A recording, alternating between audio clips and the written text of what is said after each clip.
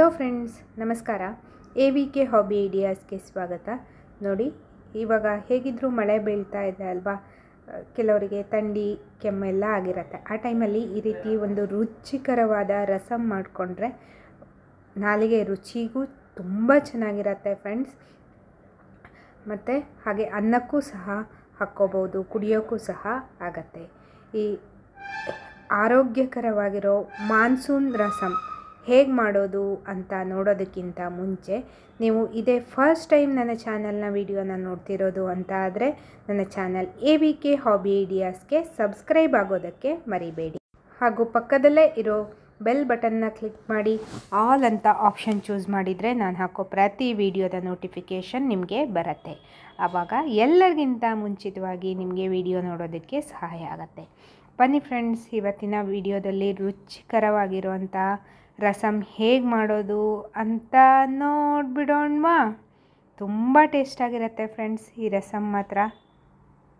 ನೋಡಿ, ನಾನಿಲ್ಲಿ ಮಸೂರ್ ದಾಲ್ ಏನಿರುತ್ತೆ ಅದನ್ನು ಚೆನ್ನಾಗಿ ಬೇಯಿಸಿಟ್ಕೊಂಡಿದ್ದೀನಿ. ಅಂದರೆ ಬೇಳೆ ಥರ ಸ್ವಲ್ಪನೂ ಇಲ್ಲ, ನೋಡಿ ಚೆನ್ನಾಗಿ ಬೆಂದಿದೆ.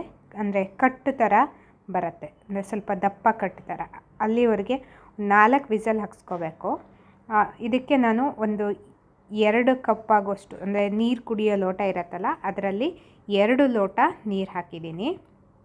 ನೋಡಿ, ಈ ಹದದಲ್ಲಿ ಇರಬೇಕು.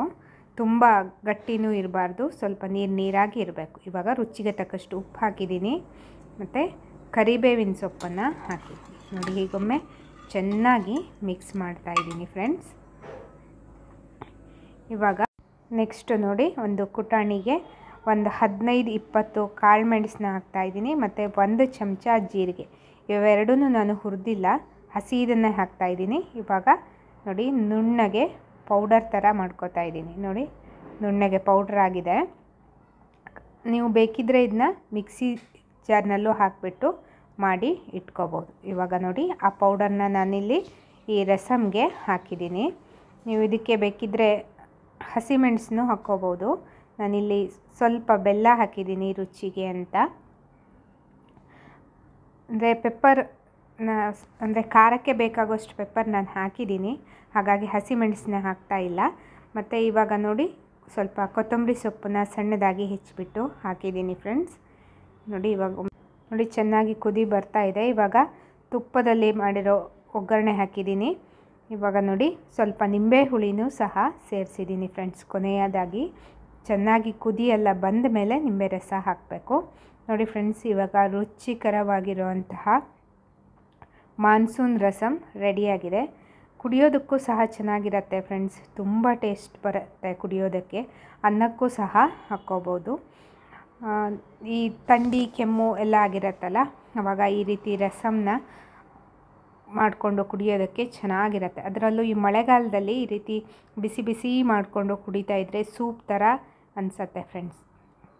ಮಸೂರ್ ದಾಲ್ ಸೂಪ್ ಅಂತಲೂ ಸಹ ನಾವು ಕರಿಬೋದು ಇದನ್ನ.